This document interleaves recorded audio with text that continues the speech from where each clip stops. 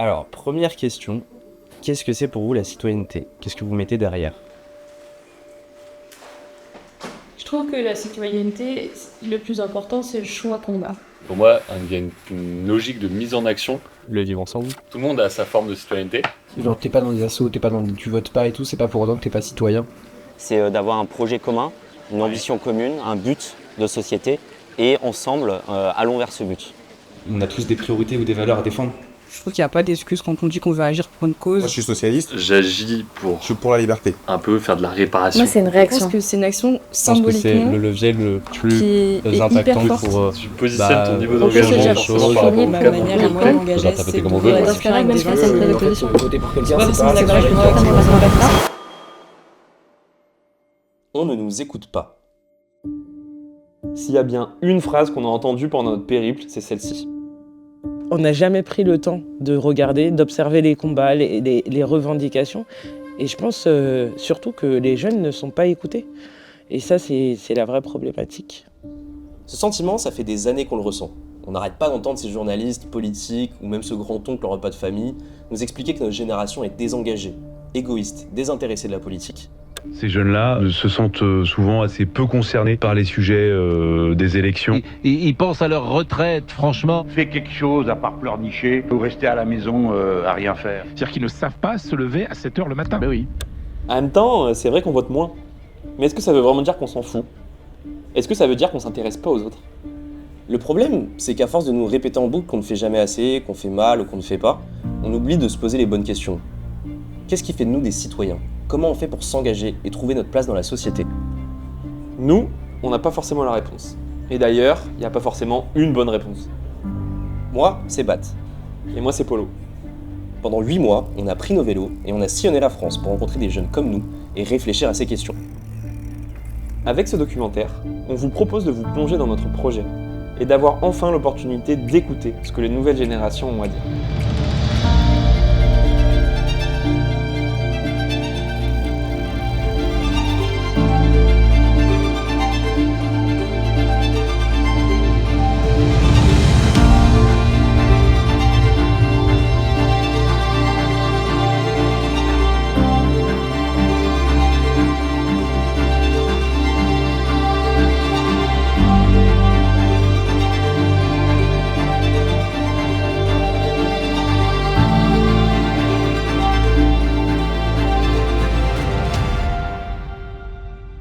Bon, là, on est à Béthune.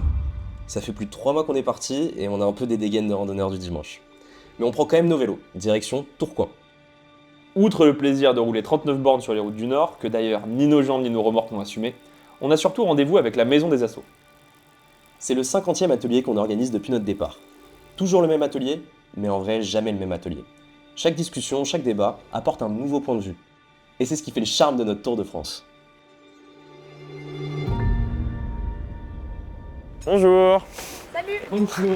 Bienvenue. Merci. Alors du coup, la Maison des associations de Tourcoing, c'est en quelque sorte une association au service des associations. Notre objectif, ça va vraiment être d'accompagner les assos du territoire. Et du coup, les jeunes qui sont présents pour l'atelier font partie d'une junior association qui s'appelle les Explorateurs de l'engagement.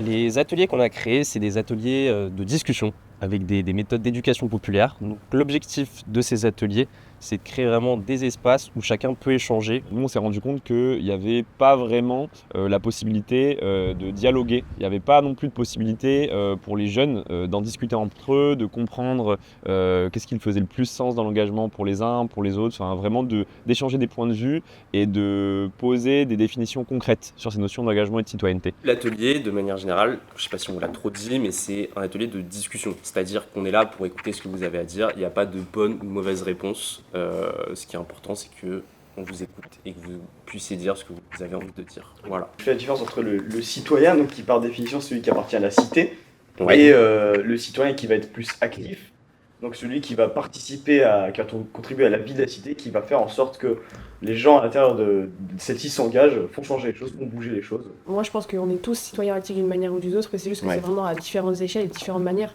Mais je pense qu'il y a vraiment tout le monde qui a une part de citoyenneté active, c'est juste que c'est pas... on a une vision pour moi du citoyen actif qui s'engage dans des associations, s'engage, j'en sais rien, dans sa mairie de quartier, etc. Mais pour moi, il y a plein de façons d'être citoyen actif dans la cité.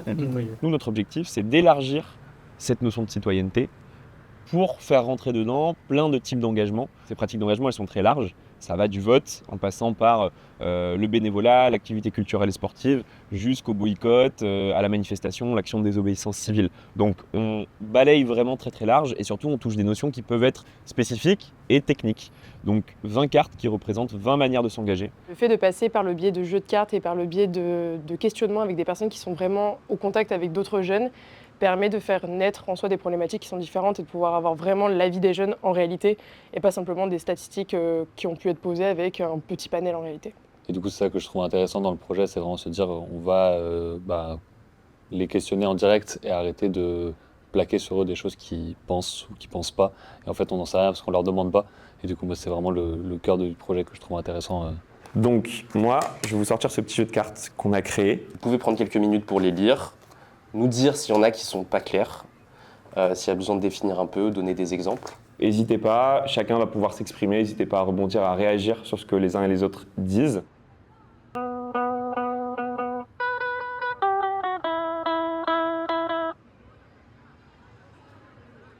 On a construit l'idée des ateliers avant de construire l'idée du Tour de France. On voulait le porter au plus de monde possible et rencontrer les jeunes vraiment dans leur diversité. C'est là que l'idée du Tour de France est arrivée.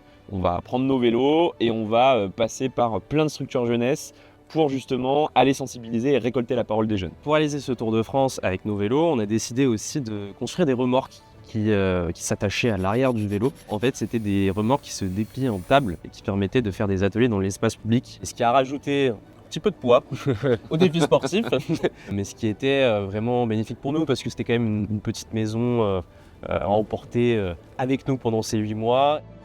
En fait, on est parti de Pélissane, qui est un petit village à côté de Marseille.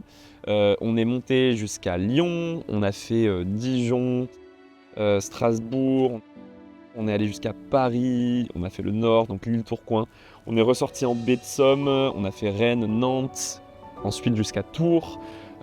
Poitiers, Limoges, on est sorti à Bordeaux, on est revenu à Figeac, Toulouse, on est repassé par Pélissane et on a fini à Marseille. Donc la boucle est bouclée.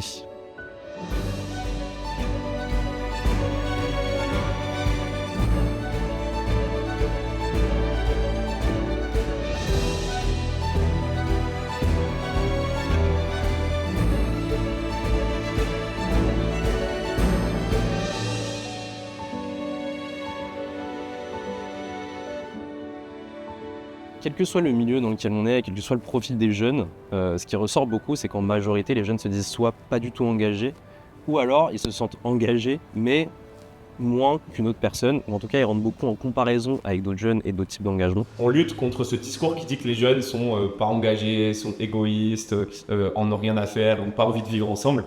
On voit bien que c'est faux. Là, tout le monde fait des choses, a envie de faire des choses, trouve des pratiques d'engagement importantes. Et donc ça, c'est hyper important que nous, tous ensemble, on le valorise, d'accord, et qu'on soit conscient de ces engagements-là, ok ? J'ai envie de dire, ce qui m'a conforté, c'est que ce sont des jeunes qui sont à des degrés différents, de façon différente aussi, sont engagés. Mais le problème, c'est qu'ils ne se rendent pas compte qu'ils le sont. Donc là, ça leur permet effectivement, cet atelier, lorsqu'on les met dans les conditions, lorsqu'on va vers eux, on leur donne cette possibilité de leur montrer qu'ils sont effectivement engagés. Donc c'est à la fois, ça les conforte quelque part et en même temps ça les valorise. Mais ça c'est des choses que je fais activement et qui ont du sens et qui sont très concrètes.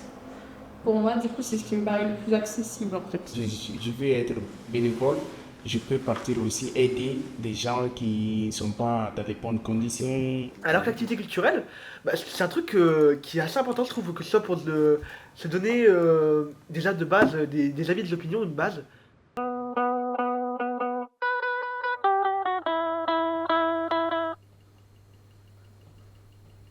Et la jeunesse est engagée politiquement. Je me rends compte que c'est pas forcément dans la visibilité, C'est plus à titre individuel, dans le sens où ça se voit pas. Donc forcément, quand on ne dit pas, on n'a pas forcément conscience ou on le voit pas forcément. Bah, les marches pour le climat, par exemple, c'était impossible de dire qui y était. Enfin, tu pouvais dire que tu y avais été, mais il n'y avait pas de recensement, il n'y avait pas de structure. C'est dommage de classer les jeunes comme des personnes qui ne s'engagent pas, parce qu'au final, à force de leur répéter, je trouve que c'est quelque chose qui est assez stigmatisant et qui ne permet pas de découvrir d'autres moyens et de continuer et de prolonger cet engagement. On est tous un peu engagés en fait avec nos positionnements du quotidien de on fait les courses ici, on écoute telle ou telle parole, on décide de dénoncer quelque chose. Pour la manif des retraites, les jeunes étaient dans la rue et pourtant on leur a dit ça ne vous concerne pas.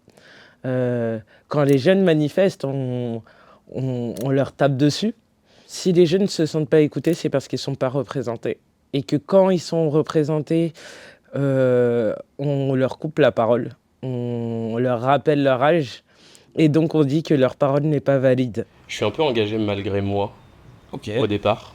Vraiment, voilà, mon histoire à moi personnelle, voilà, moi je suis enfant d'immigré, je suis musulman, donc juste ma personne est engagée. Après, en fait, c'est ce que tu fais justement de cet engagement. Il y en a qui décident voilà, de ne pas en faire grand-chose, mais voilà, malgré tout, t'es un peu forcé en fait au départ, je pense. C'est vrai que directement, en tant que femme, en tant que personne noire, ayant vécu pas forcément dans les quartiers les plus privilégiés, t'es engagé parce que t'es forcé à l'être et en fait on te demande ton positionnement. Même en fait parce que tu dois te défendre face aux stéréotypes et aux amalgames qui sont faits sur ta personne, sur ton identité, sur ta citoyenneté.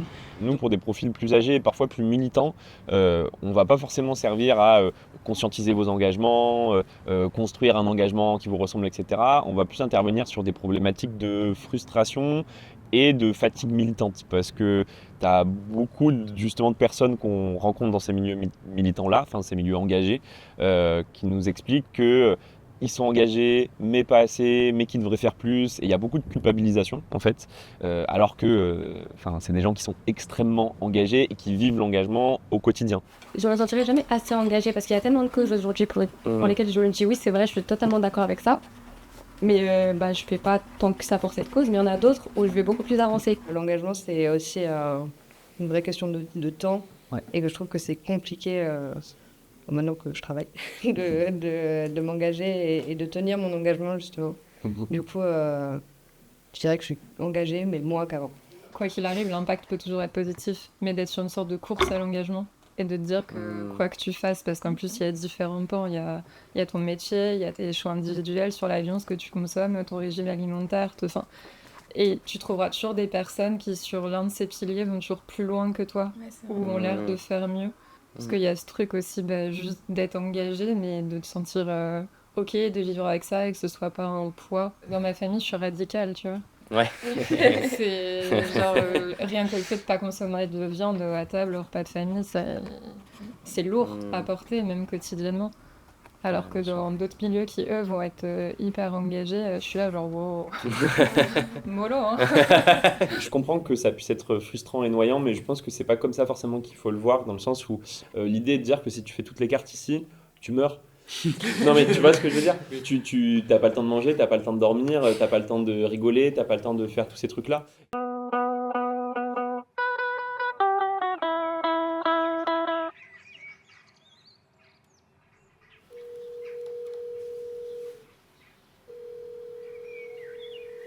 Oui, allô? Oui, bonjour.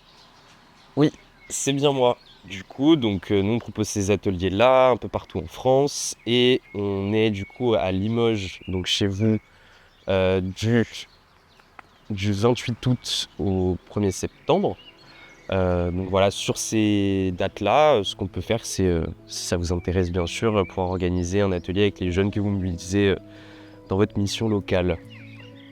Bah écoutez, très bien, on fait comme ça, super. Bah du coup, je vous dis à mardi. Je rentre l'atelier de Poitiers du coup. Hein. Ok, ça marche. Moi, je me suis mis contact de Pascal, du coup. D'accord.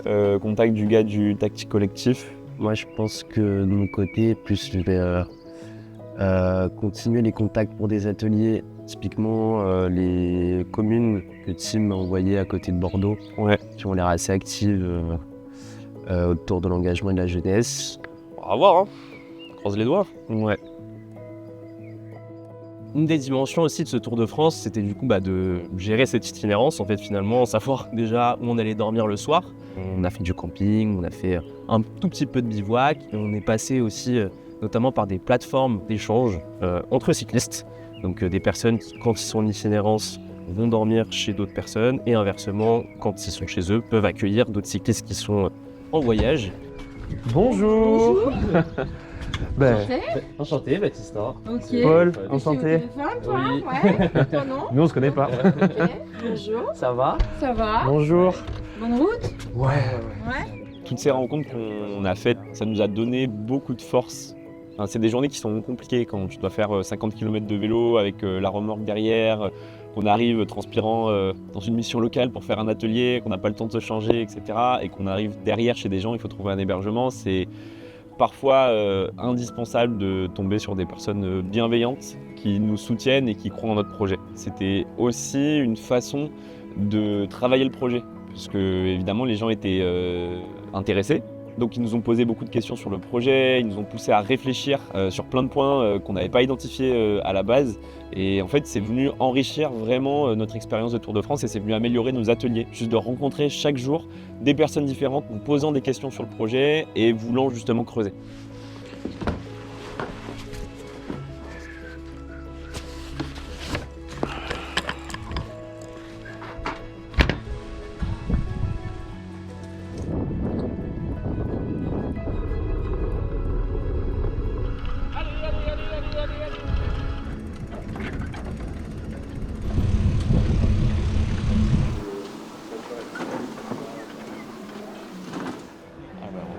Donc ici, le lycée Bonjour. Baptista. Enchanté. Sacré brou, enchanté. Ça va et vous? Ça va très bien. Alors du coup, c'est un lycée polyvalent ici, c'est ça? Oui, on est sur un grand lycée, 1300 élèves à peu près. D'accord. Avec à la fois des filières générales et des filières professionnelles. On a essayé de mélanger des élèves avec, là vous allez avoir principalement des terminales qui sont les terminales ST2S. Ok. D'accord. Donc il y en a deux élèves là qui ne se connaissent pas forcément, qui sont dans des filières complètement différentes. Certains ont l'habitude d'échanger, notamment les éco-délégués. Il y en a une qui est un terminal qui s'est engagé sur les 3 années. Ah ouais. Donc il y a vraiment un recul sur son engagement dans la vie du lycée aussi. Mais ça va être intéressant. Ouais, c'était d'échanger un peu les perspectives et les expériences de chacun, c'est super intéressant pour notre atelier. On va sûrement découvrir, oui, eux aussi, leur engagement à chacun. Il y a toujours de l'engagement caché. Toujours. Donc au vu maintenant de toutes ces cartes-là qu'on a définies ensemble, Si vous deviez définir une citoyenneté qui vous ressemble, personnelle, qu'est-ce qui fait le plus sens pour vous? Ça peut être des choses que vous faites, ça peut être des choses que vous avez envie de faire. Quelles sont les priorités? Quels sont les biais que vous utiliserez? Qu'est-ce qui est le plus important pour vous? Là, l'objectif, c'est justement de poser la question de la responsabilisation, de leur demander de choisir et de leur demander de construire vraiment une citoyenneté qui leur ressemble et de discuter de tout ça ensemble. Chacun aura un point de vue différent et c'est ça qui est intéressant. Je mettrais boycott. Mettre les activités culturelles. Pour moi, en fait, l'activité pro, c'est le truc principal que tu peux faire d'un point de vue individuel. Le vote. Vous en pensez quoi de réseaux sociaux? Sinon, j'avais parti politique aussi. Consultation citoyenne. Le syndicalisme, discussion et sensibilisation, c'est mon premier. Donc aussi, pour moi, c'est très important. Manifestation, boycott et action de désobéissance civile. Manifestation, c'est important. Référendum. la carte boycott, Il y a la carte syndicalisme. Bénévolat, forcément. Il y a trop de priorités en fait. Ah, c'est le sens du mot priorité, c'est pour ça que je laisse ça large. Il y a un certain nombre de points qui nous ont marqués dans les ateliers. La première chose, je dirais que c'est la maturité des jeunes qu'on a rencontrés, notamment vis-à-vis d'engagements comme les réseaux sociaux. Ils ont conscience que par les réseaux, on peut créer de l'engagement. On peut partager des appels à dons, des appels à boycott, à manifestation et à créer vraiment de l'engagement concret. Mais même quand ils nous parlent de l'aspect positif, quasi systématiquement, ils nous parlent justement des dérives des réseaux sociaux, du fait qu'il faut faire attention, du harcèlement, des fake news, de toutes ces thématiques-là. En vrai, on passe notre temps sur notre téléphone. Je pense qu'actuellement, c'est le moyen le plus facile de sensibiliser à quelque chose. Enfin, il y a des gens que je considérais pas forcément engagés et pourtant ils publient des trucs pour dire il y a un génocide à ce moment-là. En fait, c'est grâce aux réseaux qu'on peut le boycott on peut faire des manifestations, des activités culturelles, et puis c'est par là que tout passe. Tu véhicules de l'information, t'en prends aussi, et derrière, du coup, tu peux faire des actions. Ça peut être les dons, ça peut être signer des pétitions. Ouais, bien sûr, des appels à manifestation, exactement. au boycott. Oui, voilà, t'es au courant des manifs et tu te dis, ok, bah, vas-y, j'y vais. Est-ce que vous pensez que vous avez de l'influence sur les réseaux? En fait, quand on partage quelque chose sur les réseaux, forcément on va influencer quelqu'un. Après, positif ou négatif, ça dépend du contenu qu'on partage.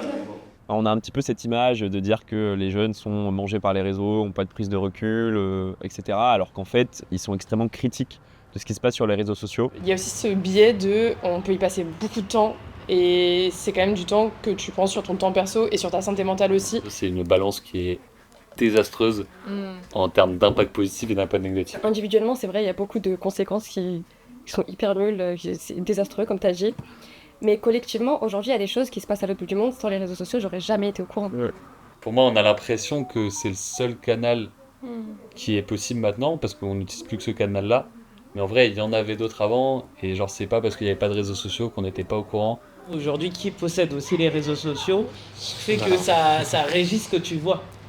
Et donc, il y a quand même un devoir de recherche, de diversification des sources et tout. Moi, les réseaux sociaux, parfois, je trouve que ça devient un peu trop un lynchage public de certaines choses, de certaines personnes. Moi, j'ai arrêté les réseaux sociaux parce qu'en fait, je voyais que des choses hyper négatives, que du mal-être. Et enfin, moi, c'était hyper...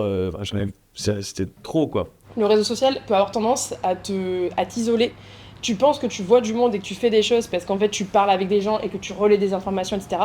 Mais au final, tu t'isoles parce que tu es devant ton écran et que t'es pas au contact des gens et tu vas pas militer, t'es pas dans les manifs, etc. Là encore, c'est un acte manqué. Vas-y, sors de ton téléphone, prends le temps d'aller t'engager vraiment physiquement, d'aller le faire, etc. Sors du réseau social, en fait. Donc ça, c'était une première surprise, la maturité qu'ils ont vis-à-vis de l'activisme sur les réseaux sociaux. Une autre chose qui nous a surpris, c'est que nous, on est parti du postulat et de l'hypothèse que les jeunes allaient moins voter, mais qu'il y avait d'autres manières d'engagement qu'ils préféraient. En fait, la carte vote, elle ne fait pas partie des engagements les moins choisis. Au contraire, elle fait partie des engagements les plus choisis. Voter, pour moi, c'est... je me pose même pas la question de... Il y a un vote, oui, je vais voter. Le premier risque de ne pas aller voter, c'est de mettre en péril la démocratie. On demande à chacun, toi tu veux que la France soit comme ceci, eh bien vote pour, etc. C'est pour ça que moi, c'est ton vote qui va vraiment déterminer l'avenir de ton pays. Et c'est là où pour moi le vote, je le mets tout en haut, c'est que genre, il n'y a rien qui change tant que genre, on n'a pas décidé structurellement et donc politiquement de changer les choses, quoi. On s'est battu pour avoir le droit de vote et c'est tellement important d'être un engagement citoyen, donc pas du tout politique, mais plus par citoyenneté. En fait, je me dis, il faut que j'aille voter, même si c'est blanc, même si c'est pas tout à fait ce que je voudrais. Pour moi, c'est important d'exercer ce droit. Je pense que le vote est important, même si on peut avoir l'impression que notre démocratie est un peu rouillée, et c'est le cas. Il reste des marges de manœuvre qui existent. On a encore le droit de voter, on a encore le droit de se mobiliser, de mettre un petit bulletin dans l'urne. En fait, c'est pas le vote comme système d'organisation politique, système d'organisation de la démocratie qui est remis en cause. Les jeunes n'ont pas plus envie de voter, ou ils ne croient pas plus en le vote, ils ne croient plus à l'institution qui organise et qui met en place ce vote-là. Les partis politiques, ils représentent ça. Ils nous expliquent que ces partis-là travaillent pour eux-mêmes, donc pour leurs propres intérêts, qu'ils ne parlent pas aux jeunes, en fait. Ça fonctionne si on sait, dans un système où on sait que la liste pour laquelle on voterait, ou la personne pour laquelle on voterait, irait exactement dans les mêmes valeurs que nous. J'ai jamais l'impression d'avoir pu voter pour un projet auquel je croyais. Donc j'ai toujours dans cette logique de voter contre quelque chose, mais jamais tu votes vraiment en ce en quoi tu crois. T'as jamais voté pour quelque chose? Bah, au final, j'ai pas vraiment l'impression. À nous de nous interroger de comment convaincre pour que notre projet, en tout cas qu'on soutient le plus, arrive au second tour. Pour élire quelqu'un, je pense que le vote, c'est l'engagement le plus simple à faire. Ok, pratique d'engagement simple et efficace, quoi. C'est ça. Ouais. C'est très simple sur le principe, mais dans les faits, c'est pas toujours aussi simple qu'on voudrait. Pour les jeunes en tout cas, parce qu'une fois que t'es installé, ça va, mais pour ceux qui migrent tout le temps, c'est pas si facile que ça. Les institutions en tant que telles ne donnent pas nécessairement envie, il y a un problème de représentativité, et donc c'est difficile pour des personnes d'aller voter quand on ne se sent pas représenté par ce par quoi on va voter. En fait, il y a un peu ce truc où les gens ont l'impression que voter, au final, ne va pas forcément changer les choses. Et je pense que c'est en partie pour ça qu'il y a une énorme abstention aujourd'hui en France. C'est que je pense que le système qui est en place ici est peut-être pas le bon. Moi, je ne demande pas personnellement à avoir un projet politique avec lequel je suis 100% d'accord parce que c'est pas moi qui l'ai écrit. C'est ok. Par contre, écoutez les gens et proposez les solutions que les gens vous ont demandées. Vous êtes censé les représenter. Pour moi, de base, l'engagement politique, c'est vraiment un engagement citoyen. Oui. C'est vraiment, tu fais ça pour les gens, comme tu disais. Et en fait, aujourd'hui, être en politique, c'est une carrière. C'est carriériste. T'es là, en fait, pour ton CV, pour te faire de la thune, pour avoir du pouvoir. Et en fait, ça va complètement à l'encontre de ce qu'est censé être la politique. C'est en fait, tu représentes le peuple. Et on nous explique beaucoup que, par exemple, la prise en compte du vote blanc serait intéressante, le fait de voter sur des actions et pas forcément de voter pour des gens et des personnalités à chaque fois. Enfin, plein d'idées qui sont sorties et qui montrent que les jeunes sont intéressés à faire évoluer le vote. Et si on les écoute et si on le fait évoluer, tout simplement le taux d'abstention diminuera.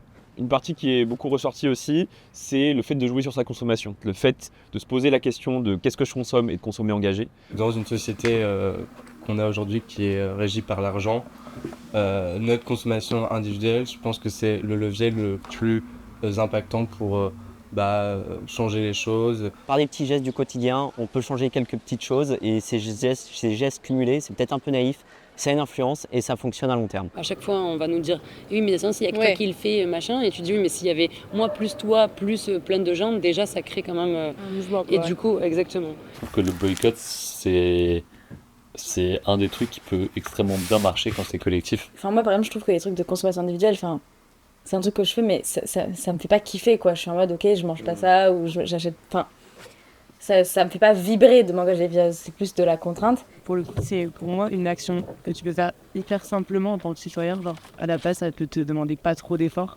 Tu peux juste trouver des alternatives et c'est quand même relativement efficace. On sent qu'il y a une conscientisation des jeunes que le fait d'acheter et de consommer, ils participent, quoi qu'il arrive. Donc cet aspect consommation engagée et cet aspect boycott, c'est une bonne partie de nos discussions en atelier.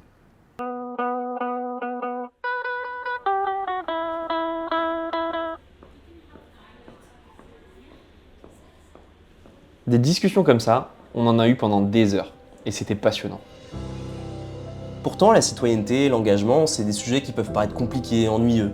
On se demandait avant de partir si ça allait vraiment intéresser les jeunes. Mais en fait, un des retours qu'on a le plus eu, c'est ça. Si tu veux peut-être un point négatif, c'est le temps, parce que vu que c'est hyper large comme thématique, on aurait eu envie d'avoir des discussions beaucoup plus longues. Pareil, j'allais dire le temps, mais je pense que ça dépend en fait des groupes. Je pense que 3-4 heures. Les échanges continuaient souvent après les ateliers, et les jeunes débattaient encore après notre départ.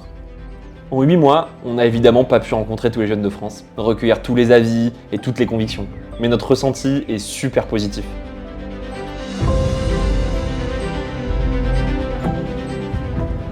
Bon, c'était cool?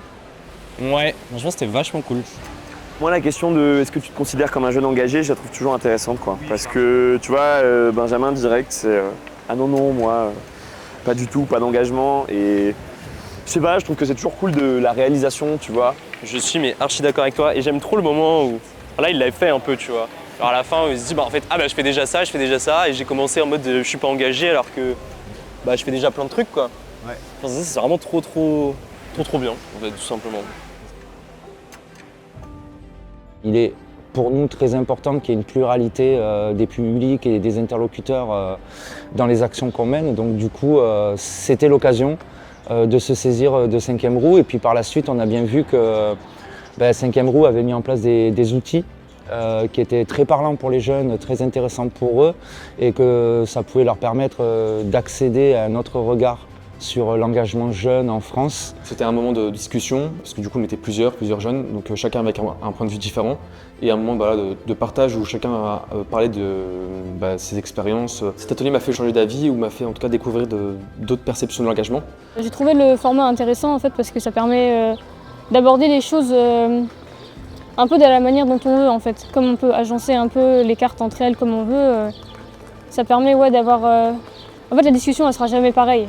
Moi j'ai beaucoup aimé aussi, j'ai trouvé que ça permettait faire émerger des discussions hyper facilement et que c'était super intéressant. Donc merci, c'était trop cool. En tant que citoyen, on a sa parole.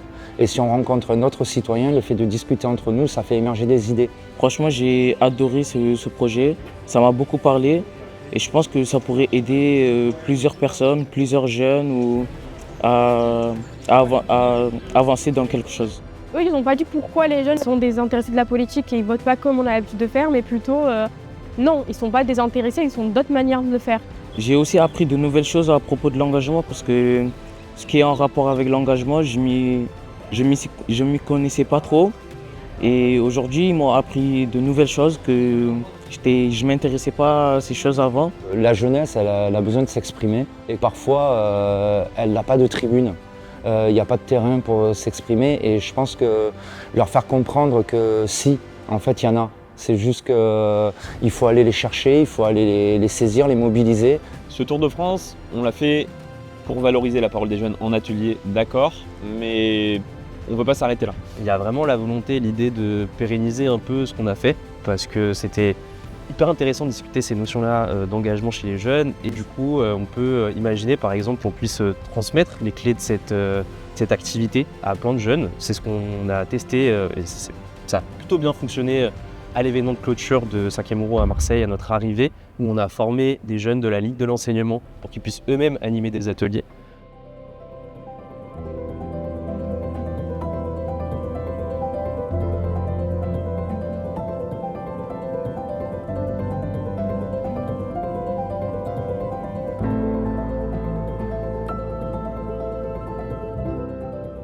C'était très riche comme moment.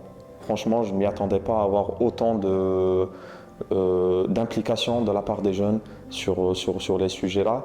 Donc j'étais agréablement surpris et ça me donne aussi des idées sur le futur. En fait, à travers l'émancipation de ces jeunes-là, c'est qu'eux-mêmes aient la capacité un jour de pouvoir le retransmettre à d'autres jeunes. Et je pense que c'est extrêmement important que les prochaines générations soient assez outillées pour pouvoir, elles, à leur tour, outiller les prochaines générations et qu'il y ait cet effet domino qui se fasse sur des années à venir. Ça serait cool que j'y participe un jour pour transmettre ces connaissances à d'autres personnes qui m'ont été transmises par ce 5e Euro. Il est important pour nous de garder en tête que tout ce qu'on fait, c'est jamais une finalité. C'est que le début de quelque chose de nouveau. Nous, pendant les ateliers, on prenait aussi des notes de tout ce qu'ils disaient. Des cartes choisies par les jeunes, des cartes non choisies, sur lesquelles ils avaient un avis négatif, des débats pendant l'atelier, des discussions, des freins à l'engagement aussi qu'on essayait d'identifier. Pourquoi on prenait toutes ces notes ? Parce qu'on a été aidé par une association pour créer un outil numérique dans lequel justement on rentre toutes ces données-là. Tel jour, telle heure, avec tant de jeunes, chaque jeune a choisi telle carte, donner et rentrer toutes les informations récoltées. L'objectif étant derrière, avec toutes ces informations récoltées, de faire une analyse donc des grandes priorités d'engagement des jeunes en France, mais aussi des différences en fonction des profils, en fonction des espaces où on est passé, et vraiment de créer de la donnée pour pouvoir visibiliser cette problématique-là. On a aussi en construction un petit livret qui s'appelle la roue de secours, qui permet d'aller plus loin sur les modes d'engagement qui sont présentés pendant l'atelier. Donc c'est prendre une carte, par exemple boycott, de redonner la définition, de donner des ressources, par exemple des œuvres culturelles qui en parlent, pour vulgariser un peu cette notion-là.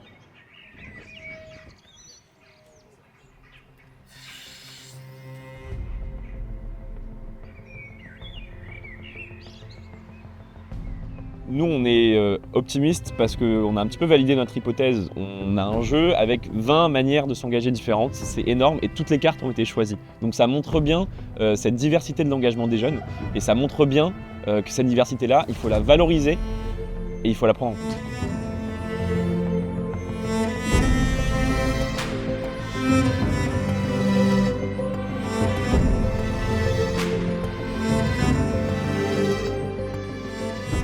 À Lézignan, on a rencontré Sacha, qui organise ses propres maraudes entre amis. À Tourcoing, 3 lycéens qui développent des projets associatifs au sein de leur école. À Salon de Provence, Zou, qui n'hésite pas à monter sur des poubelles pour se faire entendre. À Nancy, Mélodie qui, malgré sa timidité, dépouille au bureau de vote. À Lavore, des scouts qui militent depuis leur plus jeune âge. Pendant 8 mois, on sera passé par des assos, des missions locales, des foyers de jeunes travailleurs, des festivals ou encore des tiers-lieux. Autant de personnes et de structures qui nous permettent d'affirmer, oui, les jeunes sont engagés. Mais au fond, à quoi ça sert ? Une jeunesse qui s'engage, c'est une jeunesse qui fait corps avec la société, qui la remet en question et se l'approprie pleinement. Parce qu'on dit souvent que les jeunes sont l'avenir, mais c'est faux, ils sont le présent. Et il serait temps de les écouter et de leur laisser la place qu'ils méritent. Et à tous ces jeunes qui se sentent incapables, isolés, n'oubliez pas que votre parole compte. N'oubliez pas que vous n'êtes pas seul. N'oubliez pas que collectivement, vos engagements ont le pouvoir de faire bouger les choses.